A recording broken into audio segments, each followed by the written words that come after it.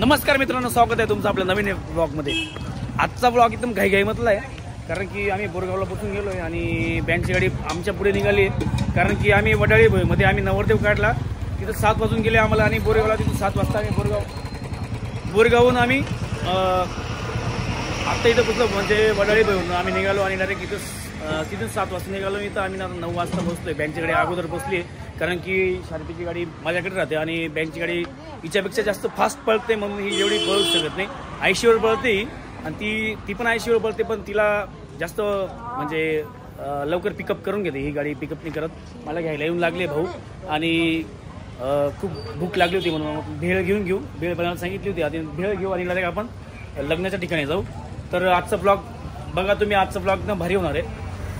तर ठीक आहे, कंटिन्यू करा तुम्ही ब्लॉग आणि आपण आता डायरेक्ट लग्नाच्या ठिकाणी जाऊ। आता भेळ पण खायला भेटणार नाही, आता गाडी घेऊन जाऊ आणि तिथंच पोचल्यानंतर शार्पी लावायचा कार्यक्रम होईल।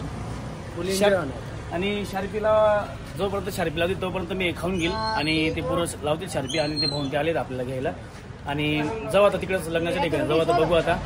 तर ठीक आहे,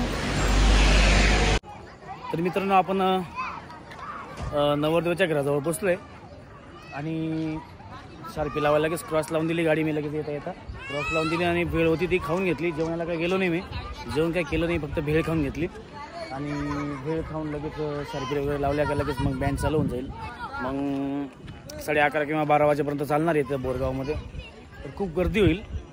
तर मी खूप प्रयत्न केले तुम्हाला दाखवण्याचा ब्लॉगच्या माध्यमातून किती गर्दी आहे काय आहे। तर तुम्ही कंटिन्यू करा ब्लॉग, आजचा ब्लॉग पण भारी होईल आणि बस एवढंच बोलतो मी। बस आता लगेच चालू होईल बँड चालू झाला का लगेच तुम्हाला दाखवतो। ठीक आहे। या धरतीवर पुन्हा जन्म होईल नाही बता, तुला भी नाही तवय जन्म निना भोलेनाथ ने।